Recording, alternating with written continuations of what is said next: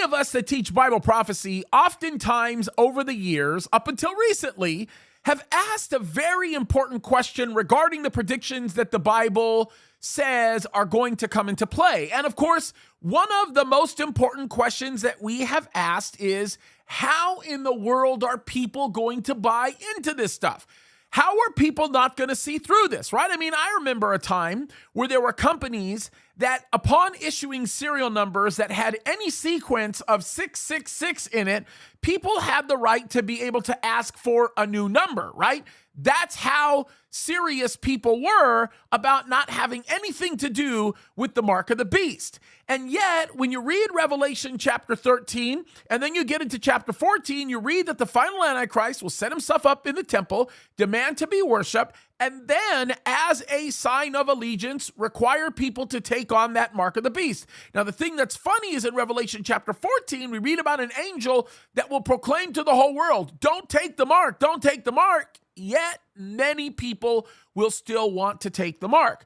The question is, how will it transition from the place that we used to see it as, where no one wanted anything to do with the sequence 666, to the place we know it's going to go?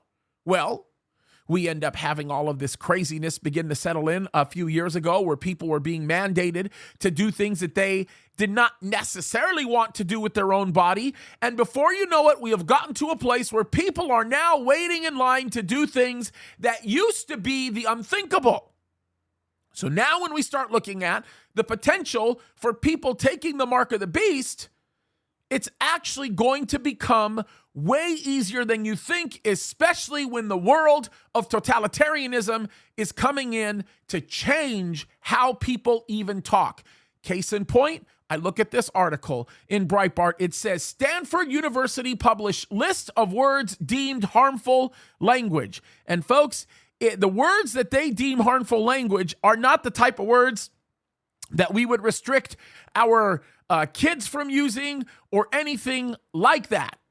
They are replacing words that would actually blow your mind. Think about this. Let me read a portion of this paragraph to you. It says, the goal of the Elimination of Harmful Language Initiative is to eliminate many forms of harmful language, including racist, violent, and biased terms. For example, disability bias, ethnic bias, blah, blah, blah, blah, blah. It gives all these things. Sounds pretty good, right? They want to remove that kind of language. So they say they want to remove that language in Stanford websites and code. And then it says, the guide is largely made up of perfectly acceptable language used by Americans. For example, it advises readers, ready for this, to say U.S. citizen instead of American because of how harmful that term is. By the way, you can't use words like trigger warning, which was on their website. Now you have to say content warning, right? Or how about this? You can't use so-called harmful language and say things that are considered to be violent, right? Now, what do they mean by that? Well, let me read some of this to you, right? The section also advises against words like fireman, freshman, congresswoman, because the gender binary language does not include everyone. Instead, it suggests using firefighter, first-year student, and congressperson. Moreover, instead of saying guys, when addressing people, the index suggests using folks, people, or everyone, because using the former reinforces male-dominated language. They don't want you to use terms like black mark, black sheep, blackballed, amongst others, claiming they assign negative connotations to the color black, racializing the term. They don't want you to use terms like grandfathered because it carries sort of a different connotation regarding ageism, so they say use legacy status.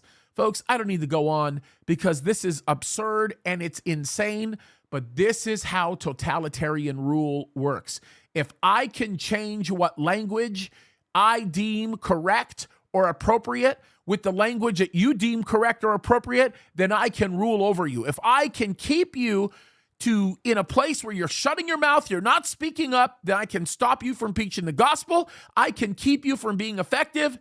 That is exactly where things are going. And folks, before you know it, you're in the world of Revelation 13. You're in the world of 666. It's crazy, but that's where we're going, folks.